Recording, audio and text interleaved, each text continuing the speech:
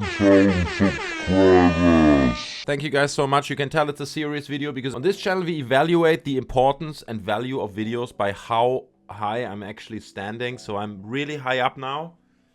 So this is a very important video. I appreciate you guys. No, but in all honesty, let me get down off that chair. I just want to thank you guys so much. Little channel update, do the Q&A, because I did a little vote poll on the community tab. And you guys voted with a small margin that I should do a Q&A video, and you left me some questions. However, this poll was a trap because obviously the option that I wanted to win is the one where I should just buy myself a Nintendo Switch and do nothing else. Well, that came in second, but the winner was do a Q&A, and that's what we're gonna do now. So you guys left your questions down in the comments and I'm gonna answer them right now. Abe Makes Videos asks, what's your favorite action movie? And if you could name one good thing about The Matrix 4, what would it be? What's my favorite action movie? I guess I have to dig a bit in the nostalgia box there. It's probably a close call between Aliens, the second part of the Alien franchise, and Die Hard. But I think for the sake of this video, I have to go with Die Hard because I watched that movie a trillion times when I was very young. Just not only the perfect Christmas movie, it's also the perfect action movie. So there you go. And when it comes to The Matrix 4, anything that's good about The Matrix 4, my answer has to be no. Moving on. Dr. Y asks, what would you have to say is your favorite genre of media?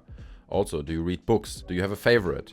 And why pick the sneezing monkey and not the laughing orangutan? So that's a very reasonable question, actually quite a few questions. Let me go through them one by one. So, first of all, favorite genre has to be video games, okay? I love movies, I love all kinds of media genres, but to me personally, I grew up with video games and I saw them evolve from, you know, whatever it was, Monkey Island 1, to where we are today, and the immersion it gives me, because to me it's come to a point where when I watch a movie I feel like such a non-participant bystander, right? I just sit there and what happens on screen I will have to live with, kind of. That's not a bad thing, okay? I like movies and it's fun sometimes to just grab some popcorn and be entertained and do nothing, but I much more enjoy being engaged by what I'm doing, making decisions, looking where I want to look, take my time to absorb the environment, appreciate also the work of those 3D artists who build all this, everything that goes into a video game, which also leads to my love for the whole video game industry. I love E3 and the whole shebang that happens around video games and all that. So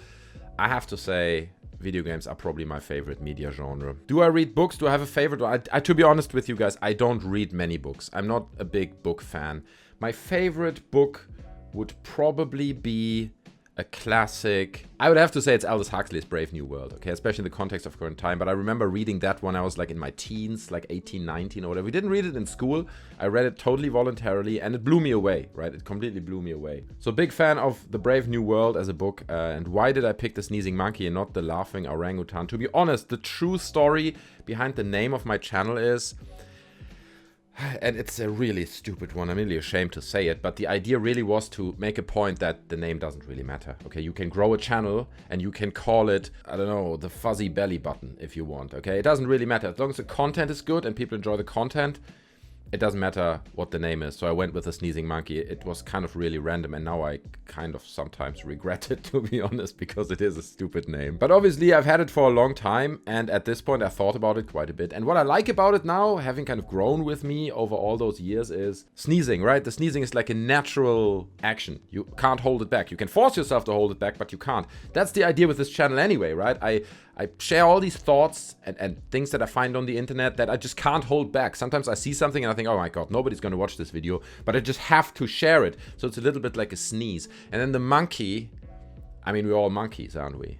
Some of us are maybe more the orangutans, but others more like chimpanzees. I don't know. So I thought about changing it a few times, but at this point, we're just going to run with it. It's going to be the sneezing monkey. That's what it is. Favorite game of all time, asks the Appalachian Prince. Favorite game of all time. God, that is tough. That's a tough one. I spent way too much time in GTA Online. Okay, I think this is probably the game, besides Call of Duty, all the Call of Duty franchise, that I've accumulated most hours in.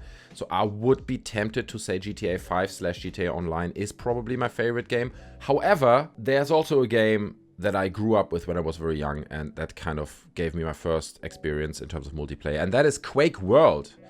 put a little video on here, random choice. But Quake World was a very fast-paced dual arena shooter. So it also had a single player. It was based on Quake 1. But what some fans of the game did is they created a separate multiplayer-only experience, which became Quake World. And we played this so much. During the LAN parties in the 90s, when we all carried our giant monitors and computers to LAN parties, this was the game we played, and I just have to list it because I have so many good memories of being beat by some of my friends, by beating them, of this being the first game that I played across the internet, you know, competitively more or less. I was never really good at it, but I played it with many people on the internet with like a really slow modem connection and ISDN connections, and it was just a great time. It was the beginning of the internet. It was the beginning of me loving video games, and so I will also have to list Quake World. Finger Picking Good, love that name, asks, I'd be interested to know about your personal top 5 films. Right. Okay, top 5 films. This is tricky. I'm gonna make it up on the spot, okay? So this is not the final ultimate list. I guess on 5th place, we're gonna go backwards. I'm just gonna say Jurassic Park, okay? This is another nostalgia card for me. Loved that film, grew up with it. Wasn't allowed to see it in cinemas when it came out because I was just too young when it comes to the age restrictions that we had in Germany for that film. But I love that film. Absolutely fantastic. Then number 4, probably Aliens. Since you went with Die Hard on the other movie question, I'm going to go with Aliens for this one. Number 3, I don't know, man. Let's put Star Wars there, okay? Star Wars 2. The Empire Strikes Back, right? I prefer that one over New Hope. New Hope is the classic, obviously invented the whole universe, did all that, but The Empire Strikes Back perfected it, in my opinion, so I love that film. I could watch that forever. Number 2, maybe something like Space Odyssey 2001. Okay, that's a great film. Generally, all the Kubrick films, it's very hard to pick one, right? Because Space Odyssey is fantastic. The Shining is a great film. I would just put all the Kubrick films like in that category on place number 2.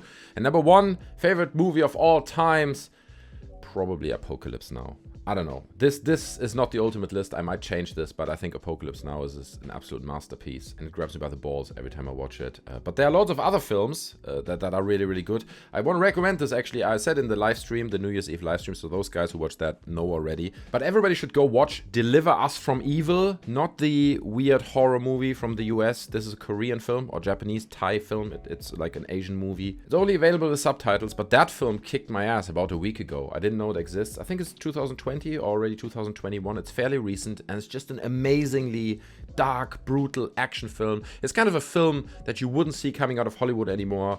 So I'll put that on somewhere in the list as well. Okay, just go watch this film now. Okay, I want to promote it because it only has a few reviews on IMDb, and it deserves more recognition. Deliver Us from Evil. Okay, make sure it's the Asian film, not some American horror stuff. But thanks for that question. Finger picking good. And then we have a few separate submissions where people asked stuff for the Q&A during live streams and so on. One coming from Xurix. His name is Chris. I know that by now, but he asks, what are your favorite colors? Do you have a favorite way of editing? Do you have a favorite mythical creature? What's your favorite type of character to play in games? That's a lot of questions. Favorite color? I don't know. Blue, I guess.